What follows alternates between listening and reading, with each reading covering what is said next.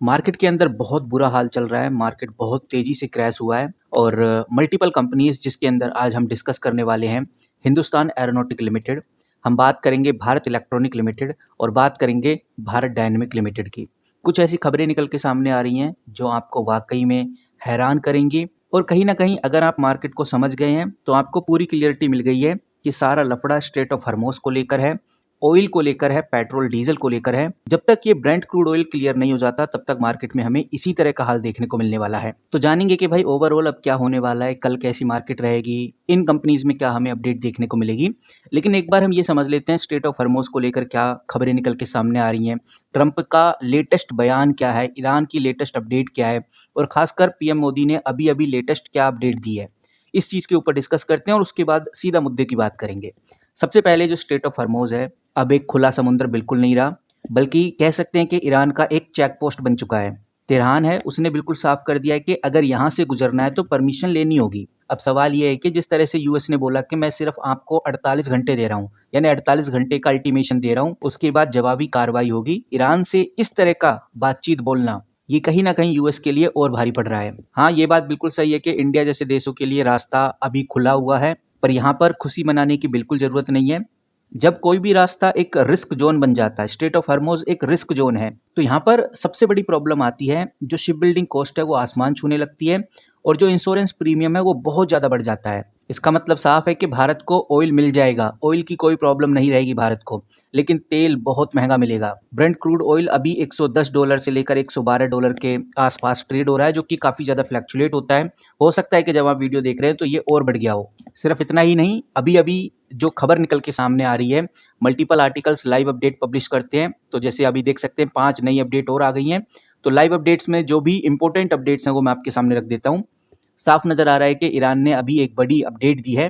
Update ना बोल के हम ये बोल सकते हैं एक बड़ी धमकी दी है। ईरान का सीधा कहना है कि अगर उनका पावर प्लांट या एनर्जी इंफ्रास्ट्रक्चर पे अटैक हुआ तो वो पलटवार जरूर करेंगे।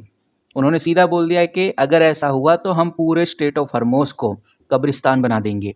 ये एक बड़ा स्टेटमेंट है ईरान की तरफ से। इसी के साथ गाइज एक और खबर निकल के सामने आ रही है। भारत के जो पीएम हैं नरेंद्र मोदी, उनके द्वारा बड़ी अपडेट्स निकाली जा रही हैं। उन्होंने सीधा बोला है कि भारत को डरने की बिल्कुल ज़रूरत नहीं है, हमारे पास ऑलरेडी 53 लाख मैट्रिक टन का स्ट्रैटेजिक ऑयल रिजर्व पड़ा हुआ है और हम रिन्यूएबल एनर्जी से डिपेंडेंसी बहुत कम कर चुके हैं। नो डाउट ये अपडेट लॉन्ग टर्म के लिए एक कॉन्फिडेंस बूस्टर का काम करेगी, लेकिन सच तो यह है कि जो ब्रेंट क्रूड ऑयल है वो $112 से लेकर $114 के जोन में बॉयल हो रहा है, क्योंकि जिस तरह से ईरान नई नई धमकी दे रहा है, ट्रंप नई नई डेडलाइंस दे रहे हैं, इन सब चीज़ों के चलते हुए सप्लाई चेन बहुत ज़्यादा डिस्टर्ब हो रहा है। गवर्नमेंट ने तो बोला है कि भारत की इकोनॉमी स्ट्रॉन्ग है, लेकिन यहाँ पर ये सोचने वाली बात है कि जब एक महीने के अंदर एफआईआई 85,000 करोड़ रुपीस से भी ज़्यादा निकाल के इंडियन स्टॉक मार्केट से निकाल के कहीं और इन्वेस्ट करेंगे, तो कंपनी हो या इंडियन स्टॉक मार्केट हो, फंडामेंटली संभलने में बहुत वक्त लगाएगी।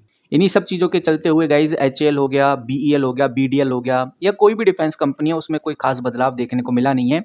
In fact Mazagon dock ship builder भी 5% तक नीचे गिरता हुआ नजर आया है। लेकिन यहाँ पर जो समझदार इन्वेस्टर्स हैं उनको एक बात बहुत क्लियर नजर आ रही है, मैं आपको दिखाना चाहूँगा। मैंने यहाँ पर मनी कंट्रोल पे हिंदुस्तान एरोनॉटिक लिमिटेड खोला हुआ है। अब मैं थोड़ा नीचे चलता हूँ तो आप इधर देखिए, आपको एक चीज़ बहुत अच्छे से नोटिस हो रही होगी और ये चीज़ मैं आपको पहले भी नोटिस करा चुका हूँ। एचएएल के अंदर एक तो हाई वॉल्यूम है, 19 लाख का वॉल्यूम ट्रेड हुआ है, जो कि बहुत बड़ी बात है।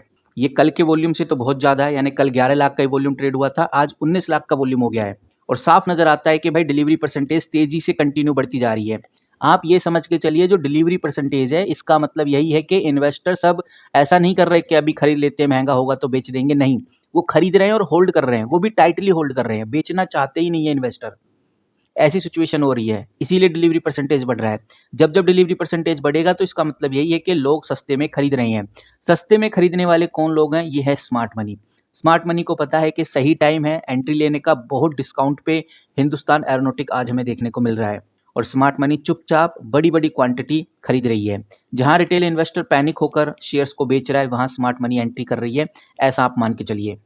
सिर्फ हिंदुस्तान एरोनॉटिक के साथ ही ऐसा नहीं है, अगर आप भारत इलेक्ट्रॉनिक को भी देखेंगे तो मैं आपको वो भी दिखा देता हूँ। मैंने इधर भारत इलेक्ट्रॉनिक खोला हुआ है, थोड़ा सा ही नीचे चलूंगा तो आपको पूरी पिक्चर क्लियर हो जाएगी, बहुत क्लियर। देखिए एक वीक का जो एवरेज है डिलीवरी कितना है? 45%, लेकिन कल का अगर आप डिलीवरी देखोगे तो 59% देखने को मिलेगा। 59% आप ये समझ के चलिए बहुत बड़ा डिलीवरी परसेंटेज है।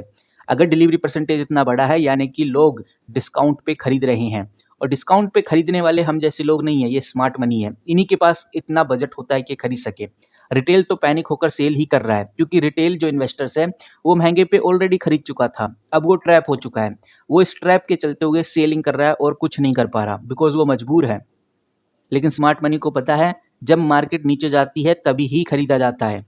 जितना नीचे जाएगी उतना खरीदेगा वो, जितना नीचे जाएगी उतना खरीदेगा, जब वो बढ़ेगी तब वो बेचेगा। लेकिन रिटेल हमेशा उल्टा करते हैं, और यही गेम समझना बहुत ज़रूरी है। सिर्फ भारत इलेक्ट्रॉनिक के साथ ऐसा नहीं है, अगर आप भारत डायनेमिक लिमिटेड देखोगे तब भी सेम सिचुएशन देखने को मिलेगी। और जो ये DCX सिस्टम लिमिटेड है, इसके बारे में मैं कल ऑलरेडी बात कर चुका था, और अभी मैंने जब मार्केट में बहुत तेजी पकड़ रहा था उस टाइम भी मैंने आपको बताया था। DCX सिस्टम एक ऐसी कंपनी है जो ओवर हाइप के चलते हुए तेजी पकड़ रही थी, और अभी आप देखेंगे तो लगभग 6% की तेजी में है।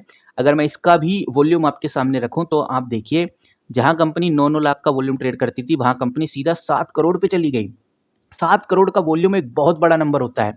अगर इसका डिलीवरी परसेंटेज, ये कल का 38% है, लेकिन आज अगर इसका डिलीवरी परसेंटेज 40%, 45%, 50% ऐसा कुछ देखने को में आया, तो आप ये मान के चलिए कि भाई DCX सिस्टम के अंदर भी स्मार्ट मनी ने एंट्री ले ली है। तो यही कुछ हलचल हैं जो हमें मार्केट में देखने को मिल रही हैं।